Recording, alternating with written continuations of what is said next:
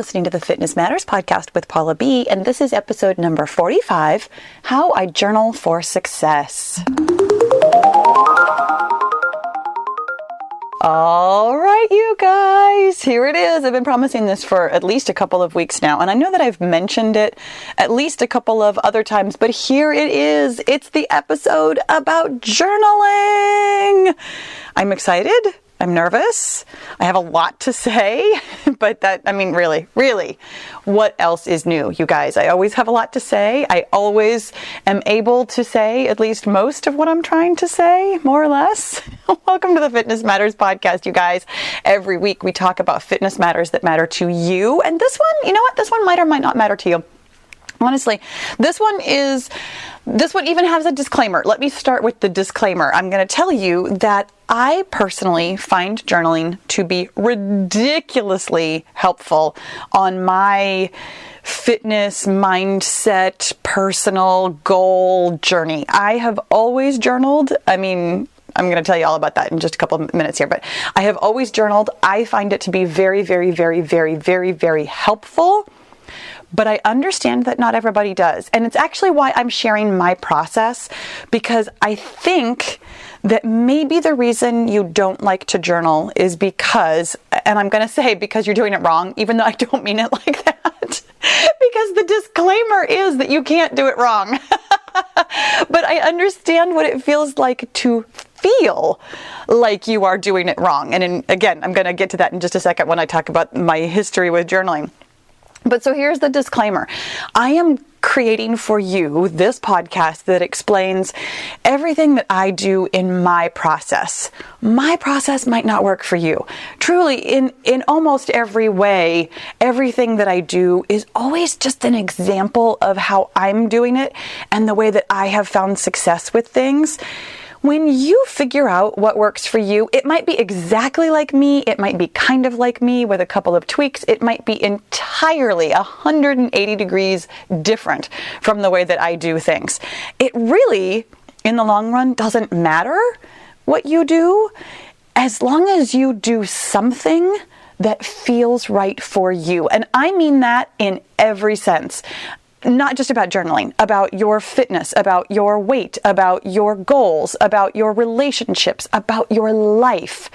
If you like you, then my work here is done. That is my only goal in life, is to help you love yourself. For me, journaling has really helped me love myself, but not always. And that's why we're going to talk about my history with journaling. I got my first diary, you guys, I got it for Christmas when I was, how old would I have been? 7? No, maybe 8, maybe 9. I don't remember for sure. Old enough to remember it, young enough to not remember it entirely. I know I got it for Christmas. I know I was super, super, super excited. It had like a blue and white cover and a little lock and a teeny tiny little gold key.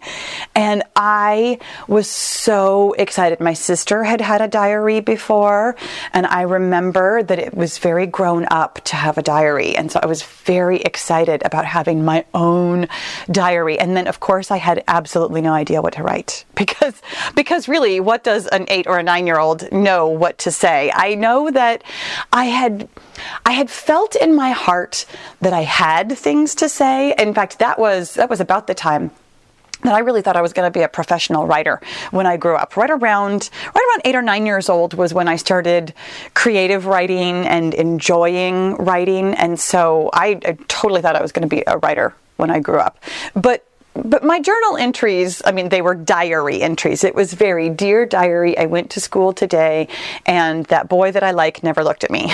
It was absolutely just a recitation of the things that I had done during the day. It was all action, no thought. There was nothing revelatory in those diary entries. And I kept not just that one diary. I probably had a series of, at least a good handful of diaries through high school. So elementary through high school, I kept a very Dear Diary kind of diary. And the thing that I vividly remember about writing in my diary is feeling guilty.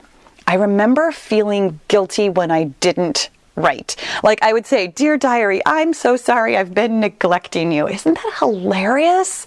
That at that age, I was already putting guilt on myself about things that I wasn't doing right. I didn't recognize that at the time, but I recognize it now.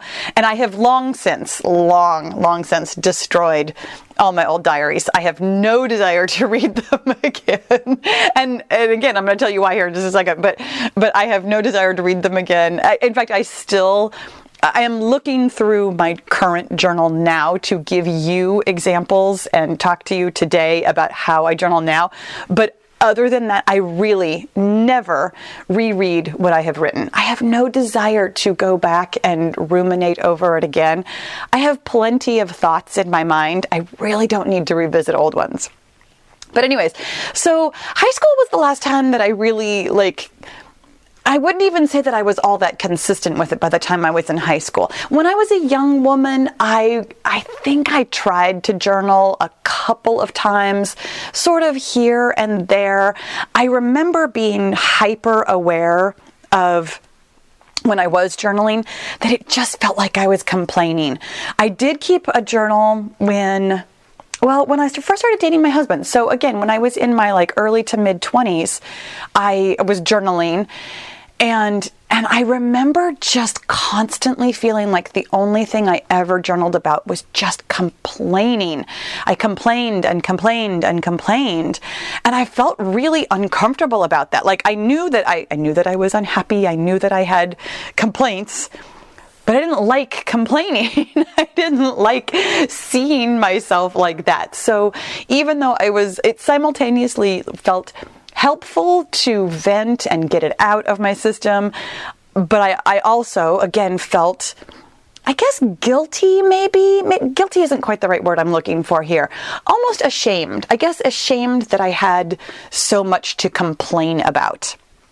So when I had kids, I did more journal planning kind of a thing. And I have long since come to the conclusion that while I can be very organized and while I am capable of planning ahead, these are things that I'm practicing telling myself right now. I feel like we've had a conversation about my journey through productivity and how I am really consciously working on that. So I don't consider myself a natural planner. I'm capable of planning ahead in short periods, but there's a limit to how far ahead I can look. And so when I was in my early 30s, I really, really, really had zero experience with trying to plan ahead for anything. So I would try to plan and journal, talk about my feelings and what I wanted to get done, and then try to look ahead and use a little day planner thing. Again, mostly based on the fact that my sister had a day planner and she seemed like an adult who had everything together. And I know for a fact that she did not, but it was just that older sister thing where it was like, oh, look, she's got her life together. She has a day planner. And so I tried that on for size because I felt like for sure I would feel better about myself if only I could be more organized. It doesn't work that way, just so you know. You feel better about yourself by thinking better things about yourself, not by doing different things. Anyways, that's a whole nother topic.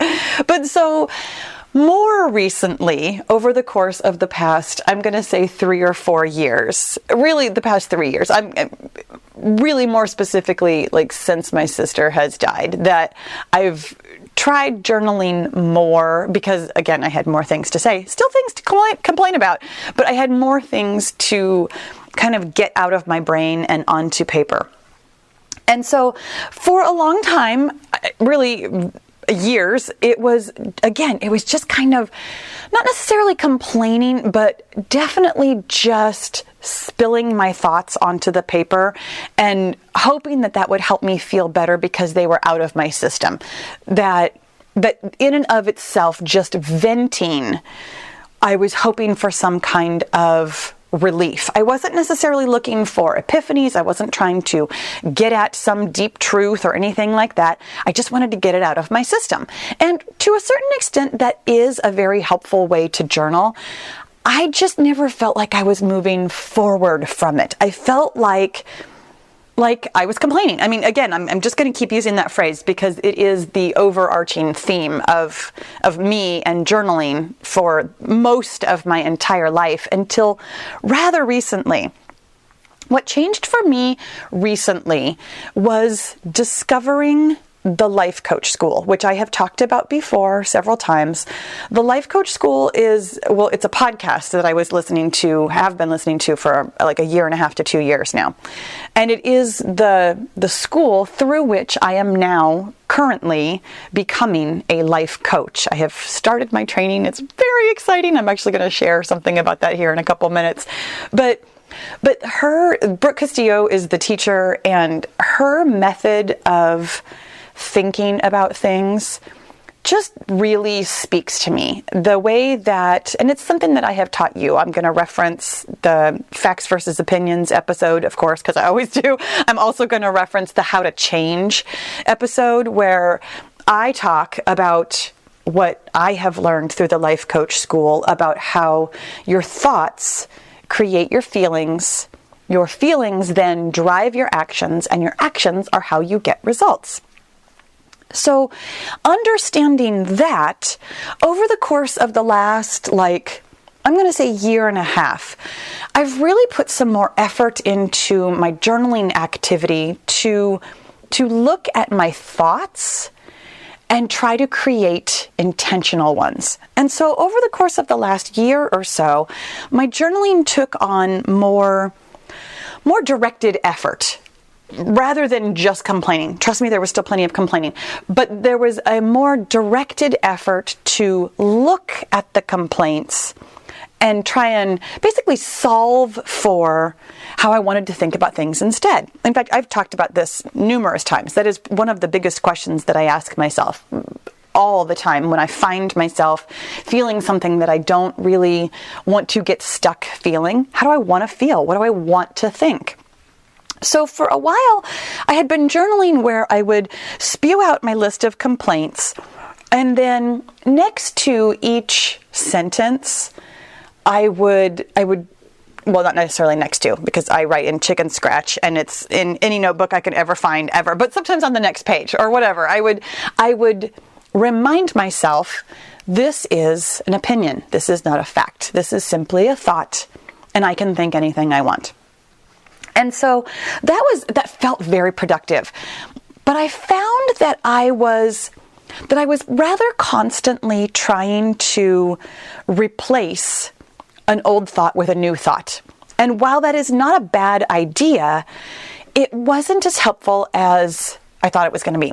Sometimes it was very helpful. I mean, this was something that I discovered for myself, that once I understood that my thoughts could change, at all, that I'm in charge of thinking whatever it is that I want to think, it was really exciting to come up with new thoughts that I could think on purpose and practice on purpose to think about, old things in a new way. And so for a couple of really big things in my life, that was actually very helpful, specifically with regard to productivity and thinking about myself as a procrastinator. I've been working on that for probably at least a year now, and I've come so far. I really don't think of myself as a procrastinator at all anymore, and I'm starting to really clearly see my productivity. But one of the things that I still was missing, the piece that was missing for me, is that when I was jumping to create a new thought, I didn't really, because I felt like I was complaining, I didn't really spend enough time in the old thought to truly understand it. And that is what I am doing with my journals now. The Life Coach School has taught me this tool that I'm not going to try and explain it in great detail right now. It's called the model, and it is a thought model. It is a way for thinking about everything in life. And it's what we've talked about before with how thoughts create feelings, feelings drive your actions, actions produce your results. But I didn't understand exactly how powerful this was for me because I was kind of skipping from understanding that I had one thought into trying to simply change to another thought, I was really skipping over the part where I truly understood what that old thought was creating for me in my life. So my current journaling experience, and I want to be really clear that because I've already seen how much my journaling has changed over the years, I don't think this is my final destination. I think that this is where I am right now.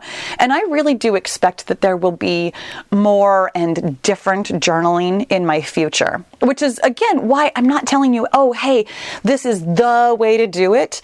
This is a way to do it. And this is what is working for me right now. And on your journaling journey, this might be an important stop for you also. And it also might not, in any event.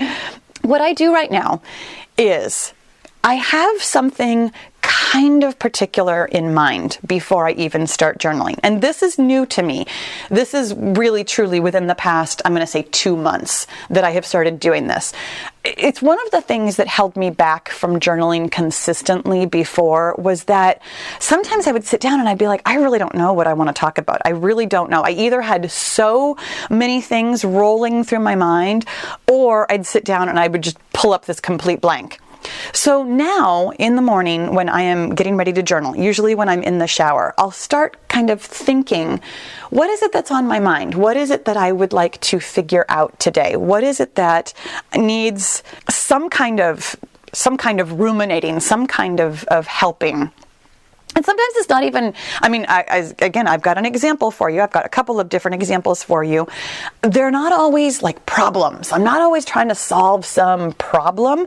Sometimes I'm just thinking really great things, and I really want to capture that as well.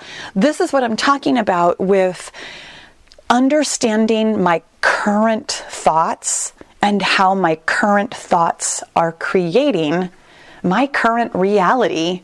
Because thoughts create your feelings drive your actions, and your actions produce results. So your thoughts are producing results. So sometimes when I'm not complaining, I really want to capture that too. I really want to see what exactly am I thinking right now that feels so good, that is generating so much positive action, which is getting me the results that I'm really looking for.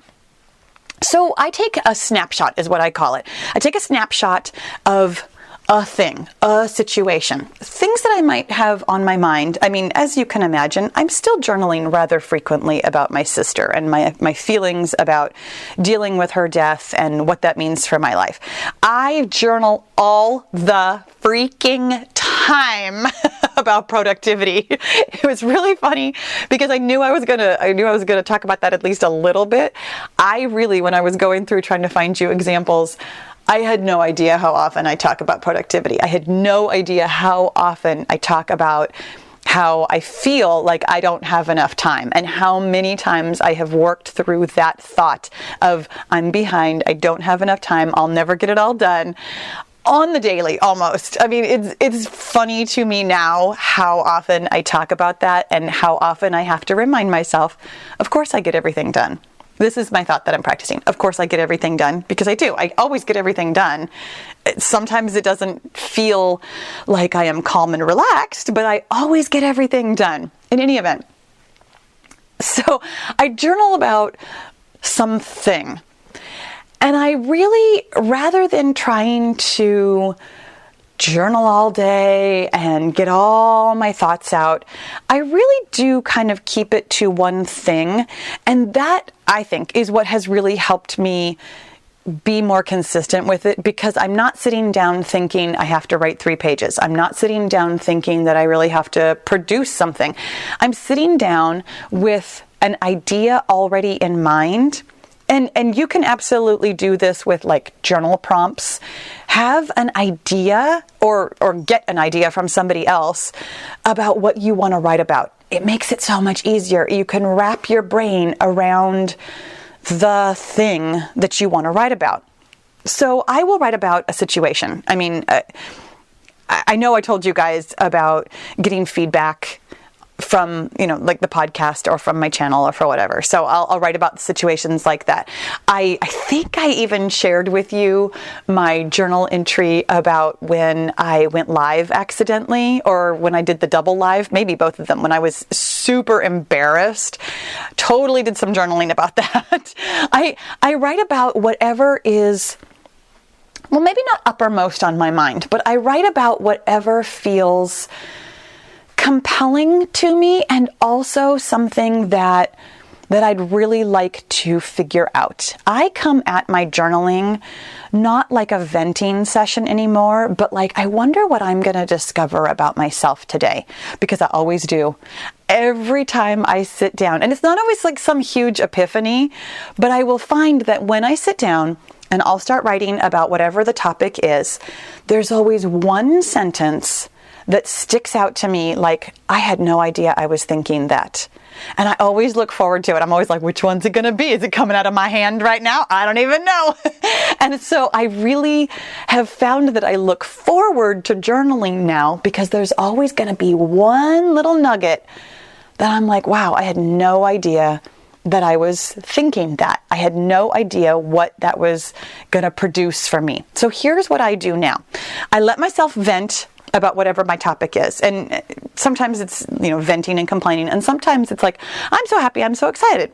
Then that one sentence, whenever that one sentence pops out, I can feel it. It is a physical, like, ding in my body. Like, oh, there's the sentence that I didn't know I was thinking that is producing some kind of a result for me, and I want to see what's going on with it.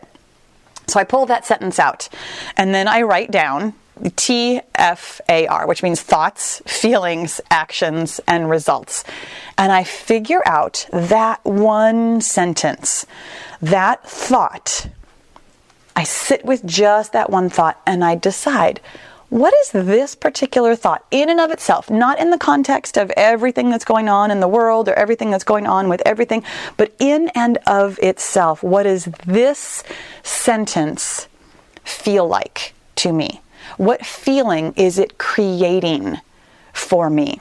And you will find that if you practice this, and I do encourage you to do so, but if you practice this, you will find that every sentence you write, even if they're all sentences on the same topic, every individual sentence that you write has its own feeling, has its own nuance of a feeling. There's a difference between embarrassed and ashamed. And you'll find it when you parse out two different thoughts that you have about a situation in which you felt embarrassed and ashamed. But anyway, so I sit with the one thought, and I figure out exactly what kind of a feeling it's producing for me. And then I think about that feeling. I let myself literally feel the feeling in my body. If it's embarrassment or shame, I let myself get sweaty and pit in the stomach churning and all that kinds of yuck that comes up when you feel embarrassed. And I think, what do I do when I feel this way? What are my actions? And then I try and decide all of the different actions and inactions that I take from that feeling. Because again, you'll have lots of thoughts about a particular situation, and they'll each produce their own different feelings, and each feeling will generate a slightly different action. It's why you find yourself sometimes, why we all find ourselves sometimes behaving almost like erratically. Like, I want to do this, but then I'm doing that, but then I still want to do this, so I get started on that, but then I find myself not doing anything at all, or overthinking, or getting stuck. And all those kinds of actions and inactions come from different thoughts and different feelings. So when I can parse out, these are the exact actions and inactions that I am doing and not doing from this particular feeling, then it will become very, very clear exactly what my results are from that one thought. And I will tell you, this is something that has become ridiculously clear to me. When I'm telling you thoughts create feelings which drive your actions, which produce results, I will tell you that the direct line is that your thought gives you a result. You have to go through the feelings and the actions to get there, but the thing that you are thinking is creating a result in your life. And this is the piece that was missing from my journaling puzzle. Now that I am practicing this every single day, it is becoming ridiculously clear to me exactly how I'm producing the results that I am producing in my life, exactly why things are happening. Now, I will tell you, I'm just going to, spoiler alert, because I always give you a spoiler alert. This has not solved anything for me in my life. I am not suddenly perfect and everything is working wonderfully. And now I'm, getting everything I've ever wanted in my entire life. But I'm understanding more and more every single day how powerful my thoughts are. It's helping me choose powerful thoughts to get powerful results. When you start journaling like this, which I do encourage you, even though it's not the only way, and even though it's not the right way, I encourage you to give it a try and see for yourself exactly what you are creating for yourself in your life. It will help you understand, first of all, just how ridiculously powerful you are. And second of all, how you got where you are. When you understand how you got here, it'll help you figure out how to get there, wherever there is, wherever it is that you want to go. And the way you get there, again, spoiler alert, is by thinking thoughts that are going to create feelings, which is going to drive your actions and produce your results. Let me give you some examples. So it's always good to understand things in theory. I love understanding the theory. You know me. I love knowing why something works. I love knowing the behind the scenes. I love knowing all about why your brain does what it does and why we do what we do and all that kind of stuff. But Paula, how does this work in real life? like here I am journaling about something and it all just feels like a mess and it's all just like all these different thoughts that I have and I'm angry or upset or unhappy or confused or whatever. I get it. I totally get it. So let me share with you a couple of really direct pages from my journal which have helped me understand exactly what I am creating for myself. And I will tell you that the very first one I'm going to start with, interestingly, is a journal entry about journaling. This was not even all that long ago. And this was me trying to figure out how to be more effective with my journaling. This was, in fact, one of the first days, is it even the first day, that I started with doing the model, the thought model. It's the CTFAR model, or the model. C is your circumstances, which is the fact of the situation. T is your thoughts. F is your feeling. A is your actions. R is your results. I'm going to refer you, of course, to the Life Coach School. I'm going to see if I can find a really specific episode of the podcast where she explains the model significantly better than I'm explaining it here today. But that way it comes directly from the horse's mouth so that you can understand it better. But I'm pretty sure that this was the first day that I really sat down and committed myself to practicing understanding my current thoughts. So I start off with put in the work, man. Because this was me deciding that I was going to journal every day. So I said, I should be doing this every day and I should be uncovering my mind. I should be better at this. There's a right way to journal and I'm doing it wrong. And that thought, when it came out of my hand, because I swear, apparently it was in my head and I didn't hear it until I was writing it. There's a right way to journal and I'm doing it wrong. The circumstance in this case, the fact of things, is that journaling exists. People journal. I journal. My thought about it is I'm doing it wrong. I had no idea I thought that about myself. I knew that I felt like I should. I knew that I felt like something was wrong and like I could be better at it. I did not realize that I was thinking that thought. I'm doing it wrong. My feeling that is created from that thought was stupid, behind, ashamed, and embarrassed. Now, I will tell you that generally speaking, you want to find one feeling for each thought because it really is very direct. A thought produces a feeling. And this is something that I'm really working on refining my vocabulary. I find, and this is just who I am as a human being, I find that I have more things to say. I know you're so surprised by this, right? But I have found it a lot more difficult than I thought to pick one feeling. And that is something that I am practicing, is really sitting with the thought long enough to decide which one feeling it's producing. So if I had to guess, I would say that I feel ashamed or embarrassed when I say I'm doing it wrong. So the actions and inactions that I produce for myself or derive from the feeling of embarrassed or ashamed is that I put in half efforts, I procrastinate, I hold myself back, I'm not truthful with myself, I don't come to any epiphanies, I only journal sometimes, I don't spend very much time on it, I put it away quickly, and I don't want to look at them again.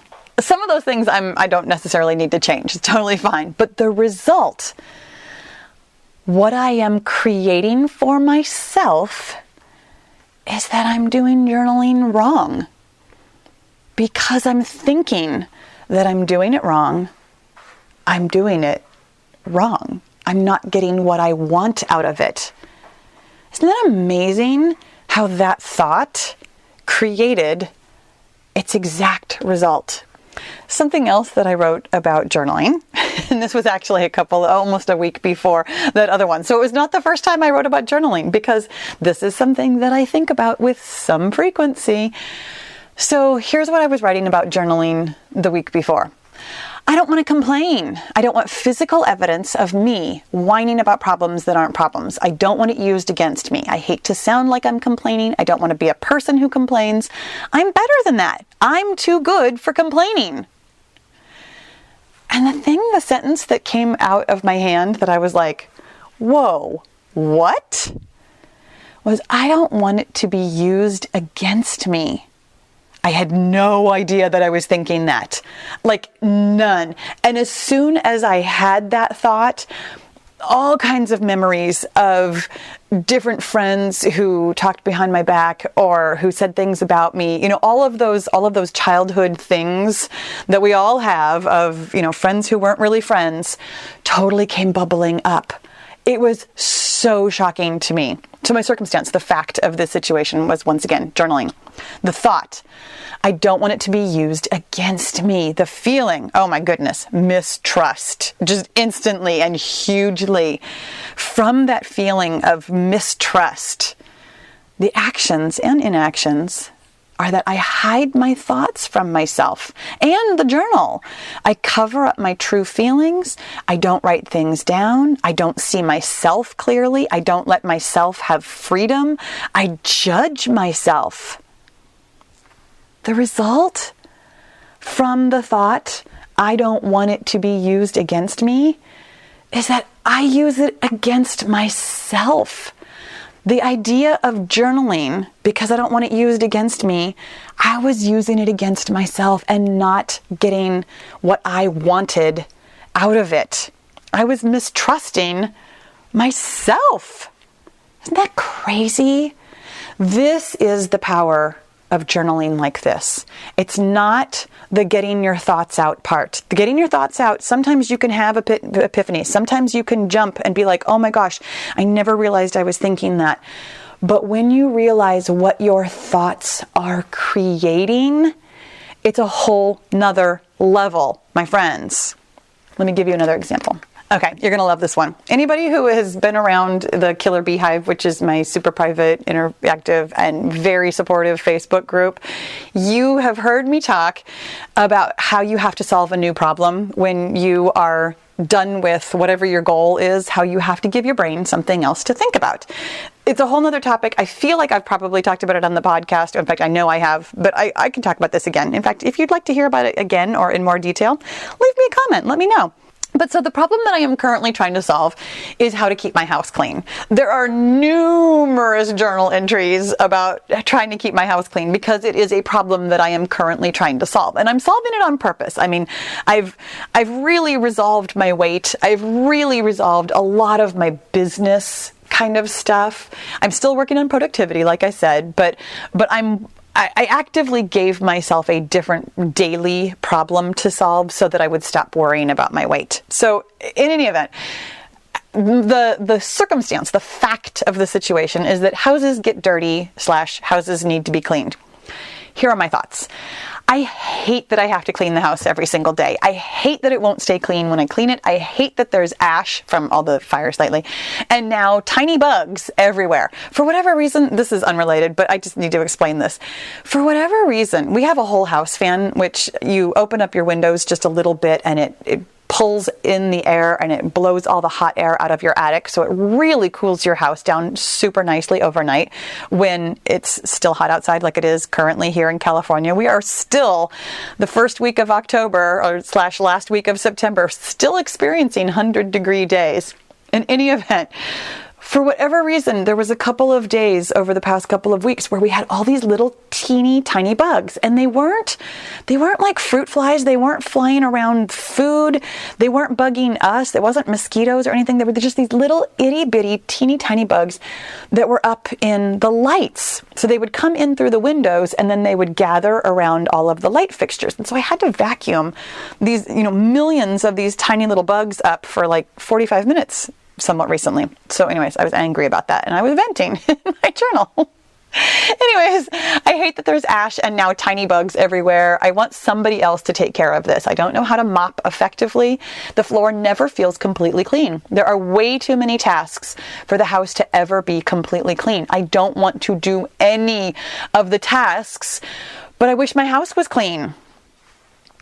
So the thing that, it wasn't a huge surprise because I've said this in my journal numerous times, but I was like, do I really feel this way? Like, I was a little surprised that this was a thought that I keep thinking because it doesn't sound productive, and therefore I wanted to see what it was producing in my life. The circumstance, the fact is house cleaning. The thought that I pulled out of that little venting session was, I hate that I have to clean every day. This is something that I'm kind of coming to terms with right now, by the way, is creating for myself some kind of schedule where I do some cleaning every day. And I know that this system works. I understand in theory that this system works, but I'm really fighting against it because do I really want to clean every single day? Can't I just sit down sometimes? And so this is what I'm realizing by thinking this thought. I hate that I have to clean every day. The feeling that generates for me is resentful. You probably heard it in my voice. Resentful. And the actions that feeling drives are things like I notice the dirt and do nothing about it. I complain in my head constantly. I think about how much there is to do and why I can't do it, and I take no pride when I do clean. The result is that I am creating for myself a house that's never clean. When I think I hate that I have to clean every day, I am creating with my thoughts, a house that's never clean. That is so powerful. Me thinking that I hate to clean is producing a house that needs to be cleaned. When you realize what you're creating for yourself, it will make you want to have a journal entry like this one. This was the first day of life coaching school, the first day that I went to class. It was very exciting for me. And I even said, I'm so excited. Today is going to be an amazing day. I'm starting life coaching school and my week has been calm and productive. I get everything done when it needs to be done, and I'm going to show up for myself today. I am so worthy of this, and I am really excited to be here.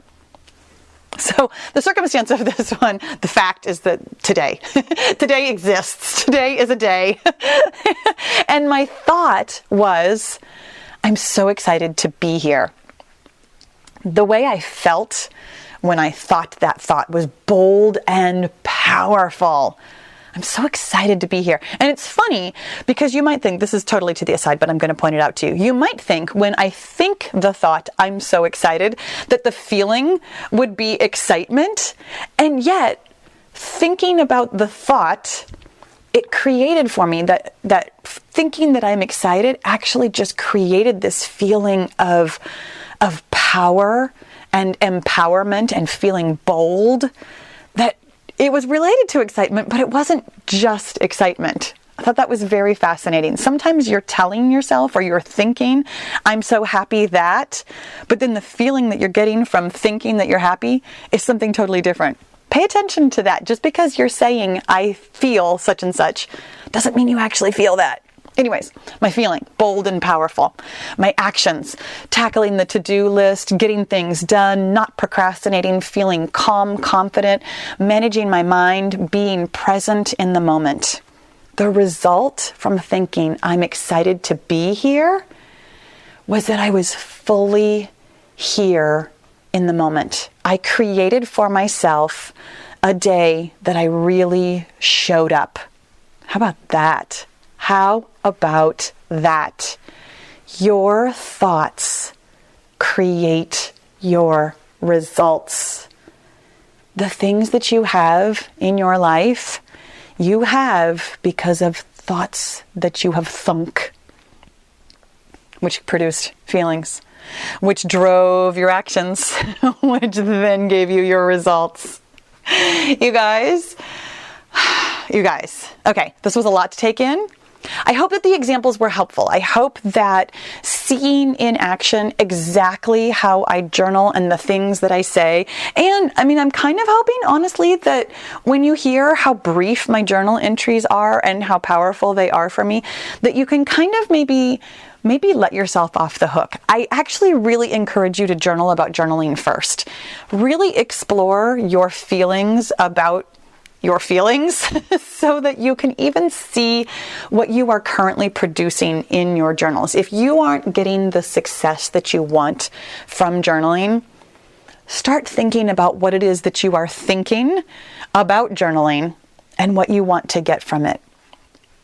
There are so many different ways you can journal.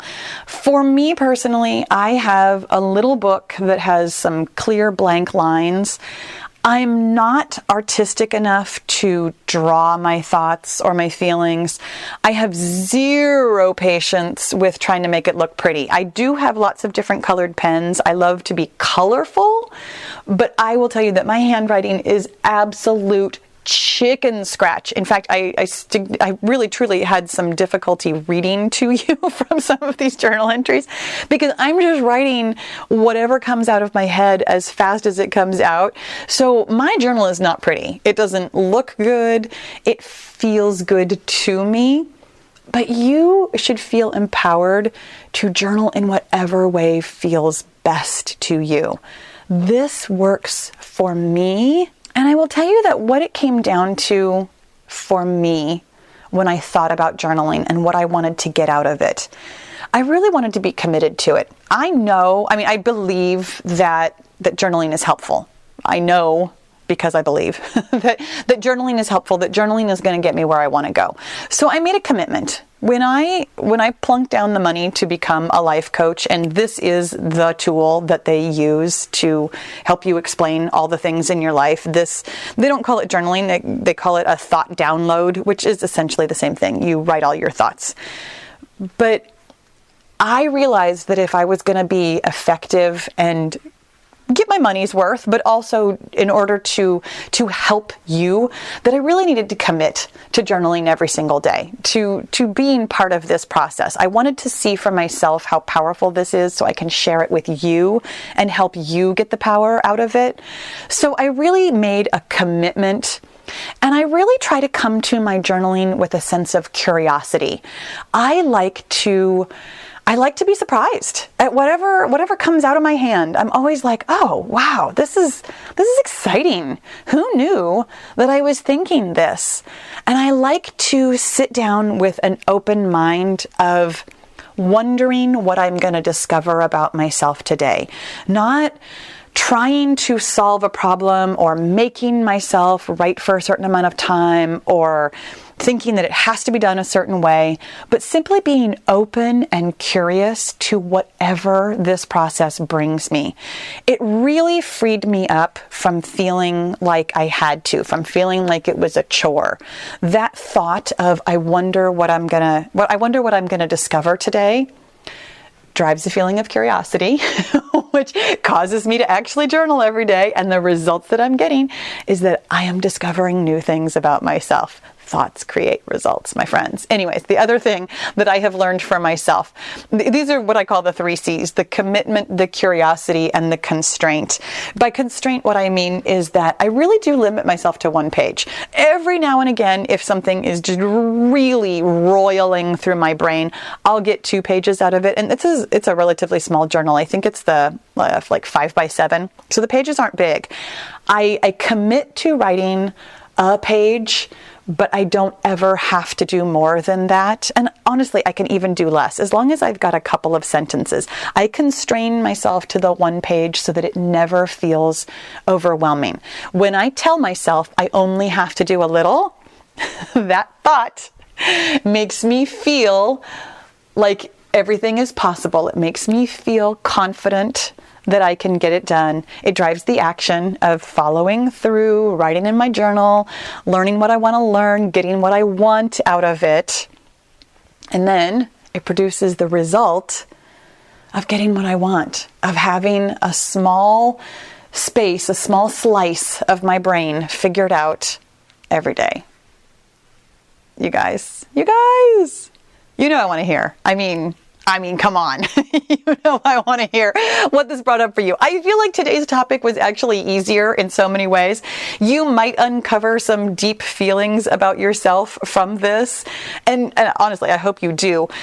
But I don't think this was one of those gut punch episodes where you're like, oh, I totally see myself in this and this is so difficult. I hope that what you feel from this episode is a sense of freedom and curiosity and power. When you think about journaling as being powerful, you might get a feeling of boldness. You might then commit yourself to journaling every day, and you know what results you'll get? Any results you want. You guys, I hope you have a fantastic week, and I will talk to you again soon.